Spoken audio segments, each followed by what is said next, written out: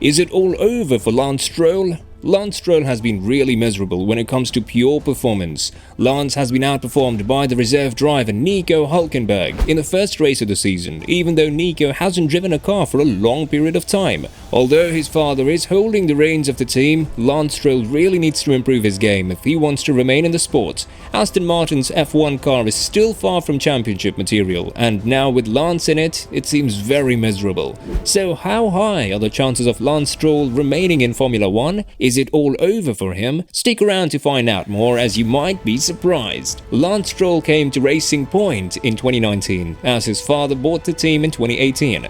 More specifically, he led a consortium of investors to buy Force India, a team that declared bankruptcy in 2018 for £90 million.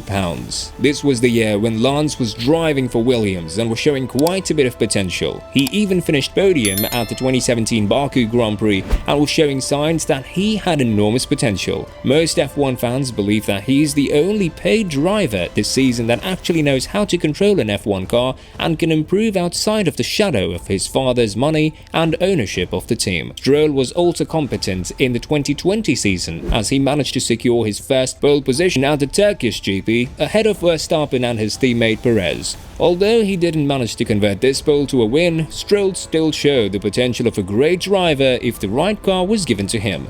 But with the 2021 season starting and the team completely rebranding into Aston Martin, things just haven't been going as he would love them to go. He has been constantly outperformed by his teammate Sebastian Vettel, and although he is a four-time world champion and has more experience, Stroll just seems to lack the confidence and knowledge of how to drive the Aston Martin. It's not like Vettel has been astonishingly good with Aston Martin, but he still managed to score 2 podiums with the team, although one of them was deleted due to him not being able to give enough fuel samples at the end of the Hungarian race in 2021.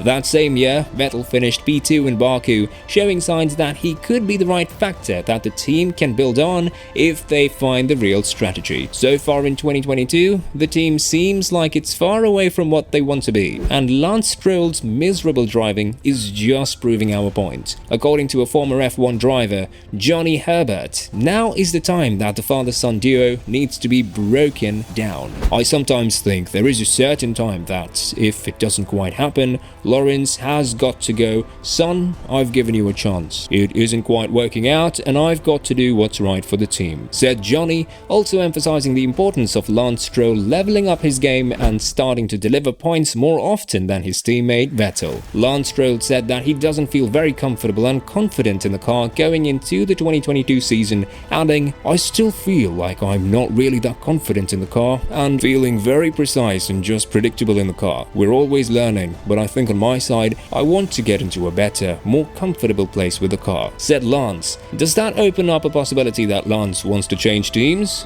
Do you think his daddy would allow him? Even with Vettel missing the first 2 races of the season, he still has 13 out of the 16 points of Aston Martin in 2022. Lance has managed to finish P10 on 3 occasions, which were Montreal, Imola and Miami, and currently stands at P19 for the driver's standings. It's a bit comforting that he managed to score a point on his home track, but P10 being your highest finish just isn't doing the job. Not when you have a teammate that is driving the same junk car and still has 13 points more than you, not forgetting the fact that he even missed 2 races at the beginning of the season.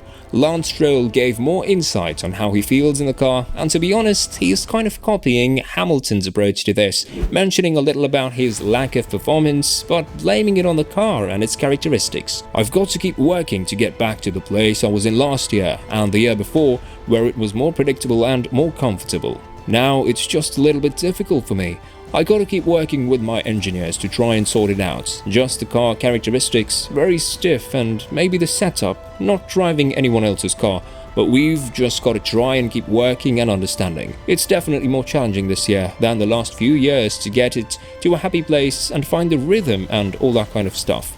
finished Lance. Bad races can happen to anyone, but Lance seems to make a habit out of his poor performance. In Bahrain, he got out-qualified by Nico Hulkenberg. In Saudi Arabia, he had a collision with Alex Albon in Williams, one that was quite easy to avoid for the Canadian driver. Australia wasn't anything better either, as he crashed into the wall in free practice 3 and then he made contact with the other driver in Williams, Latifi. Miami continued to showcase Stroll's mistakes, making contact with Magnussen and still making it out with 1 point from the race. In Spain, Stroll crashed with Tsunoda, and in Monaco, he hit the barriers on the formation lap. But the biggest blunder has to be the one in Baku, where Stroll hit the wall twice in the space of 1 lap. It's one thing to have a bad car and not be able to get the most out of it, which is the case with the other paid driver in F1, Latifi. But hitting the wall and constantly crashing and always being involved in the negative spotlight is something that is truly hurting Aston Martin. Not just them, we're 100% sure that the confidence of Stroll is taking a huge, massive blow by these events, but they aren't done by any other driver than him. So it's safe to say that he's doing this to himself, and the fault should be looked at no further than in his driving style. Plus, it's not like the team is trying so hard to make the best car out there. They've constantly been blamed for copying another car's designs, and prior to this season, the car has been called the Pink Mercedes. This season, Aston Martin brought a huge package of upgrades to Barcelona, and the car was then labeled as the Green Red Bull due to the huge similarity between the sidepod design and the rear wing of the car. However, as we mentioned earlier, Stroll made contact with Yuki in the race, and in the qualifying season, both he and Vettel weren't able to make it out of Q1. So a huge amount of money was wasted for nothing in a season where the budget cap is already causing huge financial problems for the teams regarding the upgrades.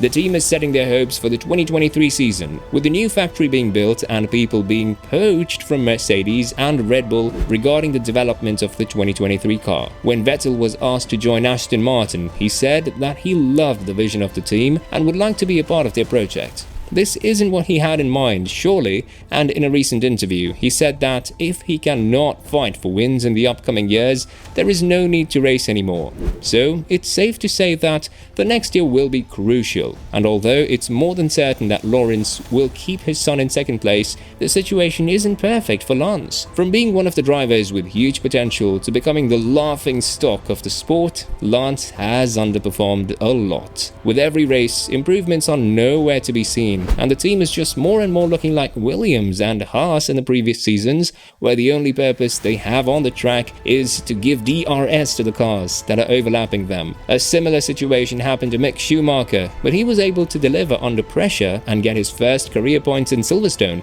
followed by a P6 finish in Austria. As for Lance, nobody knows what the future holds for him, but it is likely that his father may have to sack him for the good of the team. Family is family, but business is business, and Lance has been given many chances to prove himself. It's safe to say he failed most of them. What do you think is next for Lance Stroll? Do you think his father will sack him for the good of the team? Or do you think that the father-son bond will remain unbroken in the following years? Check out the next video here about the untold truth of Lawrence Stroll destroying Aston Martin. Take care and drive safely.